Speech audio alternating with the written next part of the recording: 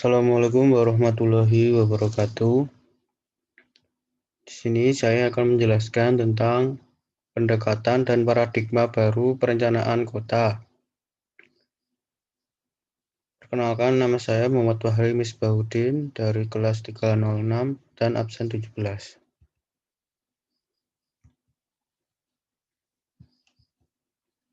Agenda pada pertemuan ini yang pertama yaitu pendekatan dalam perencanaan kota, yang kedua paradigma baru perencanaan kota. Pendekatan dalam perencanaan kota. Yang pertama yaitu ada esensi perencanaan kota. Perencanaan kota adalah penyiapan dan antisipasi kondisi kota pada masa yang akan datang dengan titik berat pada aspek spasial dan tata guna lahan yang dimaksudkan untuk mewujudkan peningkatan kualitas lingkungan kehidupan, dan penghidupan masyarakat kota dalam mencapai kesejahteraan. Perencanaan kota dapat dipandang sebagai intervensi terhadap perkembangan kota akibat pertumbuhan penduduk dan kegiatan ekonominya.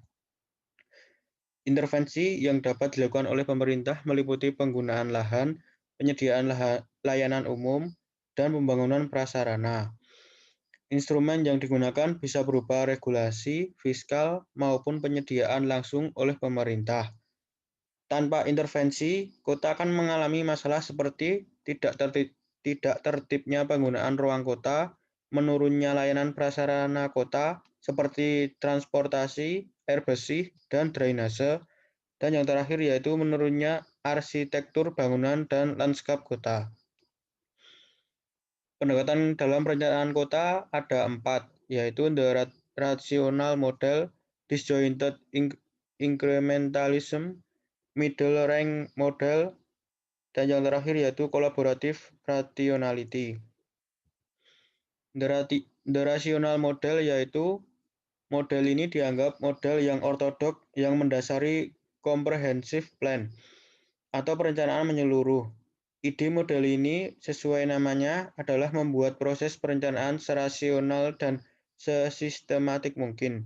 Lingkup perencanaannya adalah untuk keseluruhan bagian kota dan masyarakat serta periode perencanaan jangka panjang atau sekitar 20 tahun.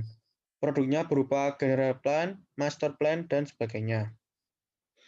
Struktur dan tata ruang kota direncanakan dengan mempertimbangkan kebutuhan masyarakat seperti kesehatan, keamanan, sirkulasi atau ruang gerak, layanan sarana dan prasarana, fiskal, ekonomi, perlindungan lingkungan, dan sebagainya. Kekurangan atau kritik terhadap model ini antara lain, yang pertama yaitu tidak fokus pada isu tertentu sehingga perhatian yang lebih ke tahap perencanaan dibanding pelaksanaannya. Yang kedua, usaha menyelesaikan banyak masalah membuatnya sulit direalisasikan. Yang ketiga, memerlukan dana dan waktu yang besar dan potensi gagalnya tinggi. Yang keempat, semakin panjang proyeksi, semakin tidak realistik. Yang kelima, memerlukan koordinasi kelembagaan yang mapan. Disjointed incrementalism. Pendekatan ini menjawab kelemahan perencanaan tradisional komprehensif. Pendekatan ini memandang masalah sebagai hal yang pragmatis, serta perlu tindakan cepat untuk menyelesaikannya. Pendekatan ini lebih mengutamakan pada unsur atau subsistem tertentu yang diprioritaskan tanpa penelaahan dan evaluasi yang menyeluruh sehingga hemat dana dan waktu. Contoh produknya adalah rencana kawasan khusus, rancangan bangunan, dan rencana infrastruktur. Istilah inkremental dan pendekatan ini maksudnya adalah mempertimbangkan kebijakan yang sudah ada, mengambil sisi baiknya, dan menambah atau mengubah hal yang perlu diperbaiki. Kekurangan metode ini antara lain yaitu timbulnya dampak yang tidak terduga akibat pandangan yang kurang menyeluruh, hanya untuk solusi jangka pendek, dan kurang efisien karena hanya seperti perencanaan tambal sulam. Middle rank model. Pendekatan ini mengambil posisi tengah antara komprehensif dan disjointed. Pendekatan yang terkenal adalah mixed scanning oleh Amitai Ezioni. Ide Ezioni ini sederhana, mengadvokasi 2 tahapan. Yang pertama, melakukan scanning menyeluruh untuk pendapatan gambaran umum. Yang kedua, memutuskan hal atau masalah apa yang perlu penanganan yang lebih detail, terutama untuk unsur strategis. Dengan pendekatan ini, setelah menemukan fokus, tahap berikutnya dengan komprehensif.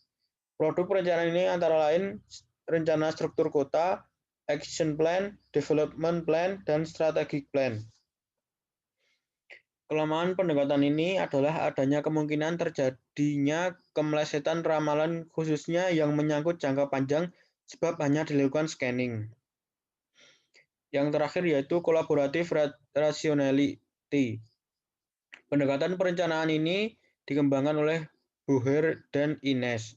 Perencanaan yang efektif memerlukan 3 prasyarat, disingkat DIAT. Diversity. Proses perencanaan harus melibatkan banyak stakeholder, banyak ide, dan sudut pandang. Interdependence. Pemahaman untuk semua stakeholder bahwa solusi bersama adalah tujuan utama, bukan sesuai keinginan masing-masing stakeholder. Authentic dialog.